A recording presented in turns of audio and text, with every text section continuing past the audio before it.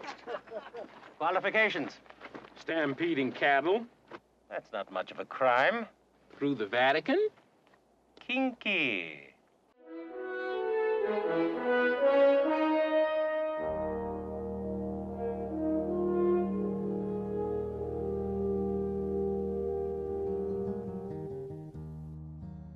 Hello everyone, welcome back to the Flix Files. My name's Roger. I hope you're all doing really well.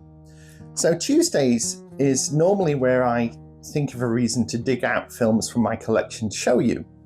And I try and think of a theme to give me a reason to pick out certain films. And the theme for this video is something I've been thinking of talking about for a long time now. And it's interesting because one of the channels that I subscribe to is a chap called X-File 2708. And I used to subscribe to his channel way back when he was a video game collector. I think back in the day he was working on building a complete Mega Drive collection. And he's now building a rather extensive film collection. And he's a lovely chap and he makes really nice, interesting videos. And he posted a comment on his feed asking for Western recommendations. And I thought, gosh, that's incredible because that's something I was wanting to talk about. So I'm going to do it. I'm going to talk about the Westerns that I have in my collection. I have 14, but this is one thing I want to mention before I get into the movies. Westerns are a genre that I have a very long and complicated history with. Long because my daddy loved Westerns when I was a kid growing up and he'd always be watching them. And complicated because I used to hate them when I was younger. Now, some of that was probably because my dad would watch any Western. And one of his favorites was an actor called Roy Rogers that was an actor he was an actor and a professional singer. So he was known as the singing cowboy. And having seen a few of his Westerns as a kid, I always found them incredibly cheesy and just didn't appeal to me at all. And as I got into my teens and early 20s, I still found Westerns quite a hard watch. I think because I always gravitated towards science fiction, Westerns were like the complete antithesis of that, and they were more sort of back to basics and gritty and earthy. But as I'm getting older, that is starting to appeal to me. So I want to, much like X-File 2708, I want to build on my Western collection and try and discover more Westerns. But I know quite a bit about them. As I say, my dad watched them all through my childhood. And he was also a very, very big Clint Eastwood fan. Now that is something that rubbed off on me because I'm a big Clint fan as well. So when it came to the Clint Eastwood Westerns, they were the few that I actually sat and watched with him and enjoyed to a certain degree. And there's one in particular that I'll talk about in my pile that I really liked. And I remember saying to my dad, that was actually really good. And he said, well, if you liked that one, you'll also like this one, which is another movie that I have that I'm going to talk about. So I'll bring that up later. So yeah, I've got 14 of them. I have a list of other Westerns that I have on digital media and Westerns that I would like to see that have been recommended to me. So I'll bring up a list towards the end of this video of those other films. And if there are other Westerns that are not on that list that you would recommend, then please leave me a comment. I'd love to see them. So let's give this a go. The first one I have was from 2007 and it's called 3:10 to Yuma and it stars Russell Crowe and Christian Bale. This is a remake of an old Western from, again, I think it was in the 50s. And it was directed by James Mangold. And I really, really liked this. And as I pulled this off the shelf to record this video, I suddenly thought, Christ, I can't really remember it that well. It's so long since I watched it, but I obviously loved it because I actually bought it on Blu-ray. So I'm actually going to leave this out, and this will probably be the film that I will watch tonight as a refresher. But what drew me to this was seeing Russell Crowe playing the bad guy, because I loved him in LA Confidential. And he kind of plays a bad guy in that, but he has a very interesting character arc in that movie. So he begins to turn into a goodie as the movie plays on. And he's obviously such a badass in Gladiator that I wanted to see him in a Western. And Christian Bale plays a rancher, as I remember, and he's tasked with making sure that Russell Crowe gets on this train, the 310 to Yuma, where he's going to be handed over to some federal agents, I believe.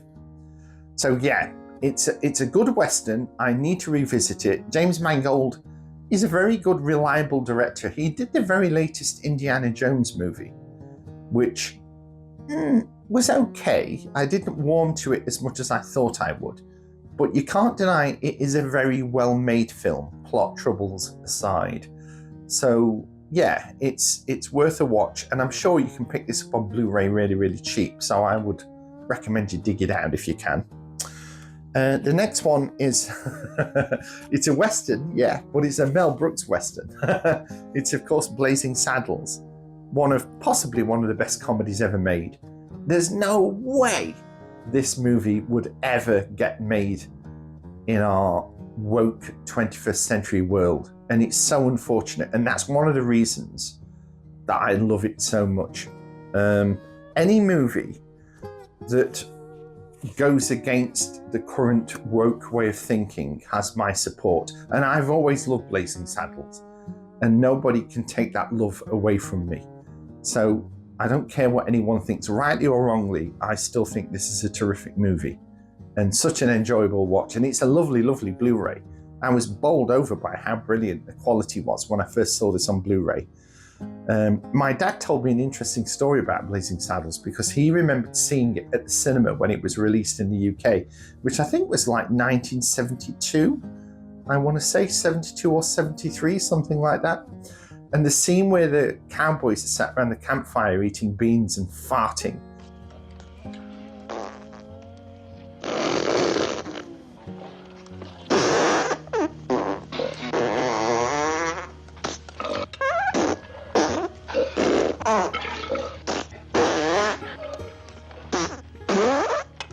My dad said he laughed so hard in the cinema that he must have pulled a muscle in his stomach.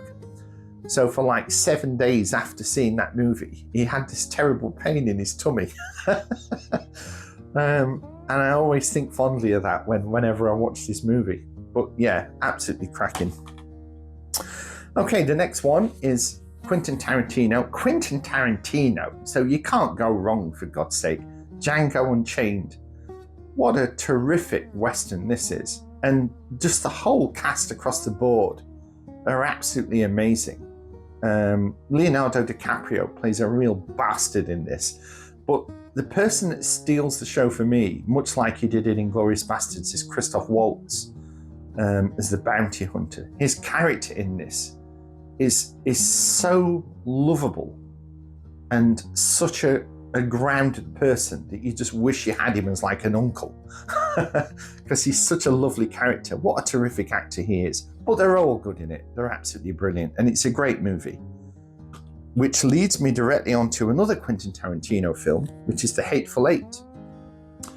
I thought this was incredible when I first watched it. Some people would probably say this is a bit on the slow side and is very talky.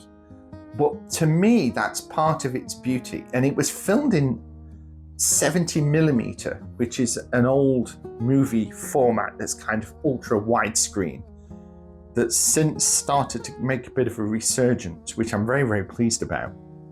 And when this was released theatrically, it had kind of a 70mm roadshow where they would give away a large colour booklet to people that bought the roadshow ticket to see this movie.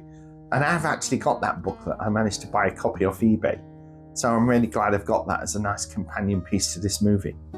But it's a terrific movie. I'd say the standout performances in it for me are definitely Kurt Russell and Jennifer Jason Leigh, the characters they play in this. And yeah, it's a superb movie, and it has great rewatchability, and it looks gorgeous. If you can watch this on the biggest TV that you can find, it's just absolutely sumptuous.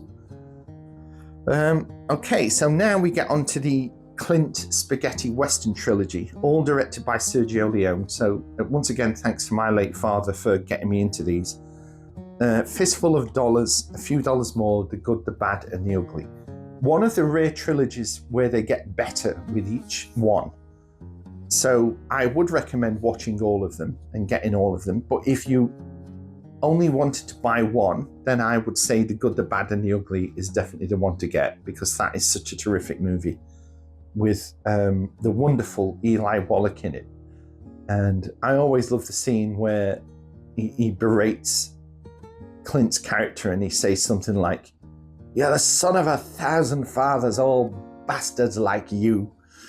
And yeah, just absolutely terrific. Great movie. I want Once Upon a Time in the West, which is another Sergio Leone Western. So, as I say, at the end of this video, I will bring up a list of Westerns that I know about, but I haven't yet got, or ones that I've been recommended. So that's on that list. Okay, the next one is the newest Western that I own in this collection, which is Kevin Costner's Horizon Chapter 1. Kevin Costner is in, or was in, an absolutely terrific TV series called Yellowstone that me and my other half, she loved it. She didn't think she would, and I got her to start watching it, and she just fell in love with it as a show, and it's terrific. And Kevin Costner left that show because he wanted to work on this project, which is a Western that consists of, I think it's 3 or 4 chapters. And he released the first chapter theatrically, and unfortunately it didn't do very well at the box office. So it kind of put the brakes on the other chapters. But I understand he's finished chapter 2, and it's been screened for some critics and has received rave reviews, even better than the first one. So I really hope that we get chapter 2 on physical media and it doesn't just go to Netflix and just stay there. And I hope he gets this finished, because as a beginning chapter to a larger story, it's gripping and it really makes you want to watch the second chapter. And it's a sumptuous looking film. And I've always liked Kevin Costner, so I was really chuffed when I heard that he was working on a Western, as much as I would have loved him to stay in Yellowstone. But yeah, I'm glad we got it on physical media. It never got a 4K release in the UK. I think it got an American release, but the one I picked up was a foreign language version, but it does have the English soundtrack. So that was like the cheapest option available. Okay, the next one's a little bit controversial, but it's a movie called Lonely Are the Brave, which stars Kirk Douglas. Some may say this is not a Western, but I disagree. I say it is a Western because of the character that Kirk Douglas plays.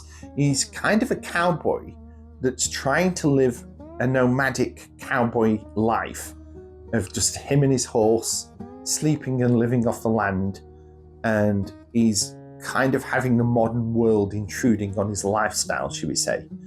And it's just a terrific film, and I fell in love with it so much when I first watched it. And I likened it very much to the Sylvester Stallone movie First Blood, as bizarrely as that sounds, but I've done a deep dive video on this movie. So if you want to hear my thoughts on it and the reasons why I think you should watch it, then please check that out. I'll put a link up on the screen. And I would really recommend you watch this movie if you haven't seen it. Apparently it was Kirk Douglas's most favourite movie of his own, of all the ones that he made. This was the one he thinks was like the cream of the crop. And when you think of some of the films that Kirk Douglas did, things like Spartacus and the Vikings, it's high praise and it's a really good film. So the next is another Kevin Costner Western. I think this was from 2003. This is called Open Range, which also stars Robert Duvall and Annette Bening. Great film. Again, some may say that this is a little bit overlong, but I wouldn't. I think it has some really good character building, and when it does get to the action at the end of the film, it's earned, should we say. Again, a very sumptuous looking film, and one I'm really happy to own on physical media. Again, I had to buy it from overseas. This is the German release, because it never got a release in the UK, unfortunately. but I'm really glad that I've now got it on physical media. And this is one of the last films that I remember watching with my dad in the home cinema that I had at the time when he was still alive. So I have fond memories of that. Okay, the next one is the movie The Revenant, starring Leonardo DiCaprio. This was directed by a filmmaker whose name I have to say very slowly, but I think it's pronounced Alejandro Inarritu. And when he made this movie, he wanted to really go for the realism. So real world locations, the cast really got put through the ringer on this in terms of the conditions that they were filming in. He uses natural light in this movie. So the director opted not to use any artificial lighting or fill lights or spotlights or anything like that. So the film has a very unique kind of pastel, very beautiful look to it. And it's a terrific 4K and a very, very fantastic movie. Tom Hardy in a supporting role is excellent in it. And this also makes me think of my late mother because she was a big fan of this movie. She always liked Last of the Mohicans was one of her favourites. And when I showed her The Revenant for the first time, she absolutely loved it. So yeah, it's a great film.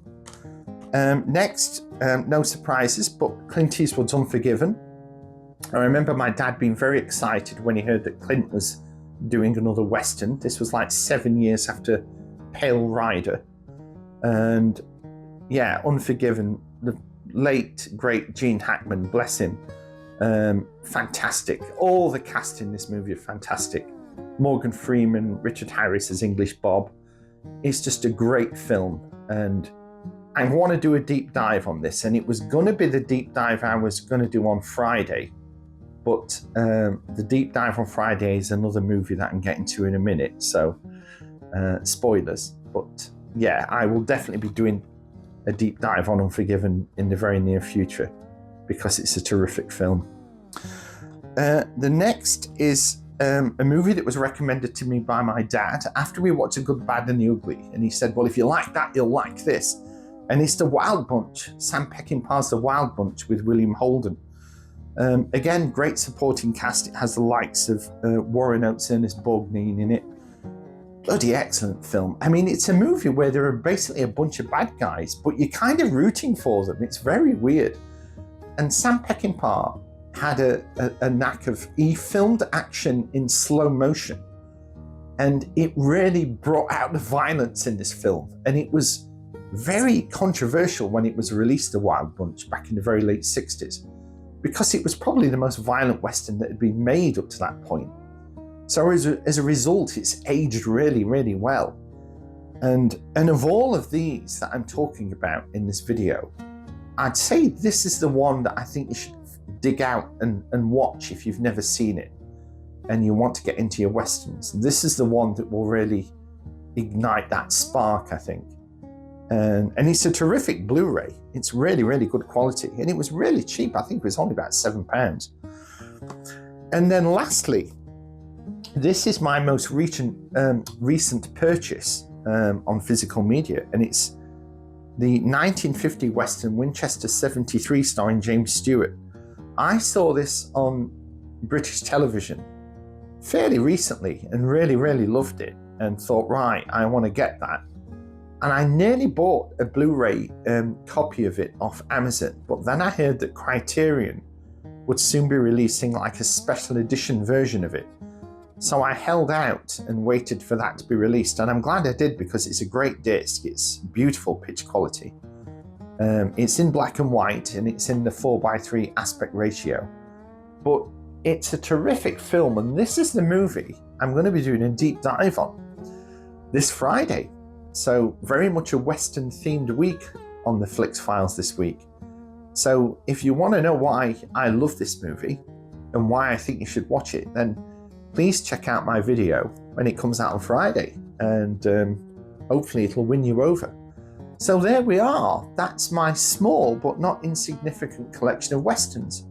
So what I'm going to do now is just bring up a list on the screen, and on this list I've put other Westerns that I may have on digital files that I've not yet got on physical media, and also westerns that have been recommended to me or ones that I know about that I've not yet seen, and westerns that I have seen but I've not yet got on physical media.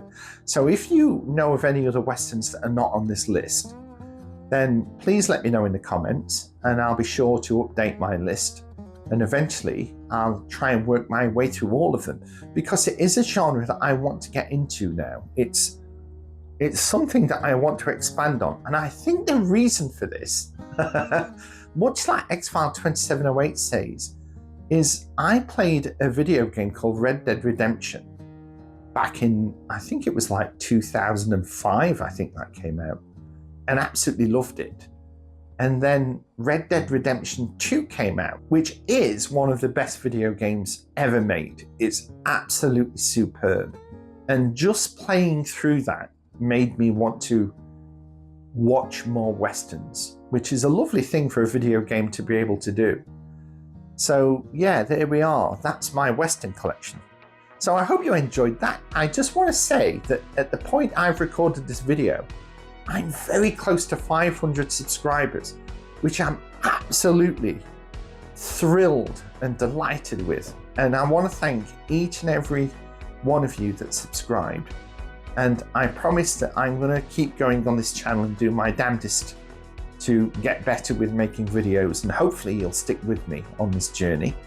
I think I've now been going for about 8 months, and I have big plans for when I hit 1,000 subscribers. And I don't want to go into that yet because we're only just approaching the halfway mark. But things change on YouTube when you get to 1,000 subscribers. It opens more doors for you as a YouTube creator. So I already have plans of things that I'd like to do once I get to that 1,000 subscribers. So I'm relying on you guys to help me out. So if you've already watched more than one of my videos and you're watching this and you haven't yet subscribed, then please subscribe. It would really help me out. It doesn't cost anything as long as you have a YouTube account and they're free. And I'd be very, very grateful. So thank you for all your support up till now. So there we are. I hope you enjoyed that. Stick around for Friday's video where I'm going to be talking about Winchester 73. I'm really, really looking forward to making that video. And I'll see you soon, guys. Bye for now.